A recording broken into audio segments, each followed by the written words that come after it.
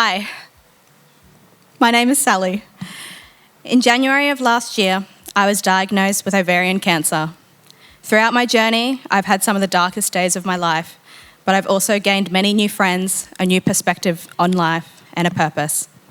But before we get to the happy part of the story, let's rewind to 2020. COVID-19 turned the world into a dumpster fire. My boyfriend of 4 years broke up with me, and to top it off, he kept the dog. So I packed up my whole life, minus my dog, from Airlie Beach to Brisbane. I was heartbroken and unemployed, crashing on my friend and her boyfriend's couch in a new city. Shortly after the breakup, I decided to take myself off the contraceptive pill and I started experiencing irregular periods. I visited my doctor, and after an ultrasound and a CT scan, it was revealed that I had a 30-centimetre football-sized cyst on my left ovary. 2 days before Christmas, I had a laparoscopic surgery to remove the cyst. I spent Christmas Day alone in bed, barely moving, and feeling sore but relieved. Finally, I could relax and get on with my life. I thought, 2020 was a bit rubbish, but there's a new year on the horizon, new year, new me. It's only uphill from here. I was incorrect. 3 weeks later, I received a phone call from my surgeon informing me that they had performed a biopsy on a sample of the cyst, and it had come back as cancerous. When he told me, I just felt numb. I felt like someone was playing a joke on me, and that I'd get a call tomorrow, and they'd say they'd made a mistake. But it was real. From January 2021, I went through a series of hospital visits, scans, blood tests, which all ended in a second surgery in May. Then the real nightmare began, chemotherapy. So for me, chemotherapy is like a face-sucking dementor from Harry Potter. It steals your soul and makes you feel like a lifeless husk of a human, which is the best way I can describe it to you. That's how my experience was, at least. My mind became clouded, my bones ached, and my fingertips and feet went almost completely numb.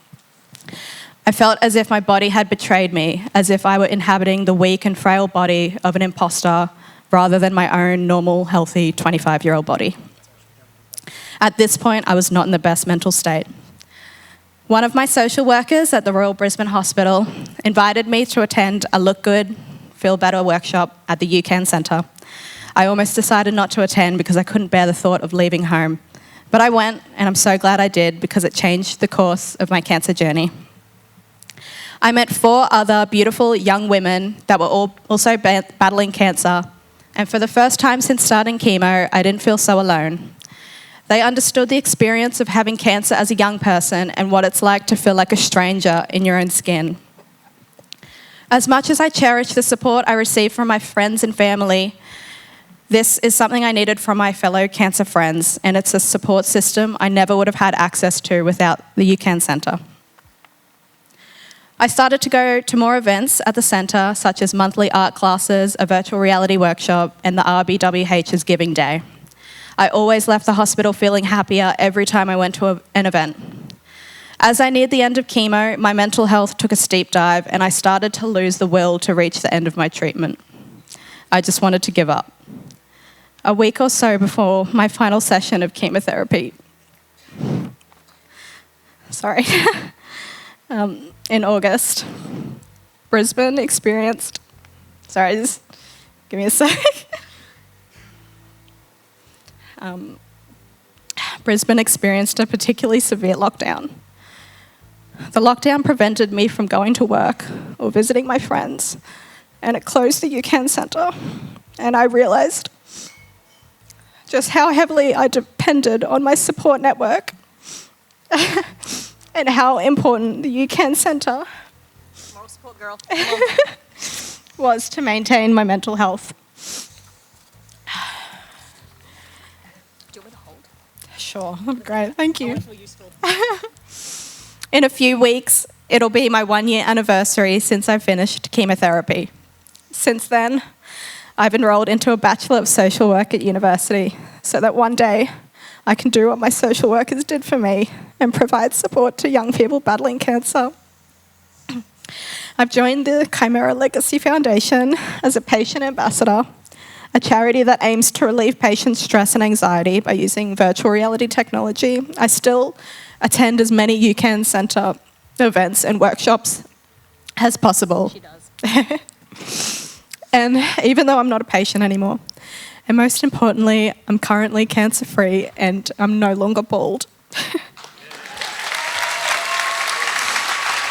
You're doing so well, babe. Thank you. You're doing so good. Oh my God.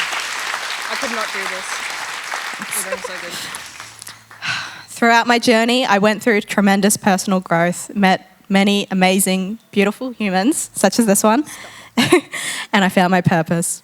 I'm about to share with you a quote that I first heard when I was 13 years old, but it's stayed with me my whole life. If you look for the light, you will often find it, but if you look towards the darkness, it's all you'll ever see. The UCAN Centre was a source of light for me in a time when the darkness seemed to surround me. I can't thank the Sony Foundation enough for all they've done to support young people fighting cancer. And I also just want to thank everyone in this room, because you guys don't know how important it is to support young people going through this unfair and awful illness. And it really does make a difference, and it saved my life, and I know it's going to save other people's lives as well. So thank you for listening. Round of applause, Sally. Woo!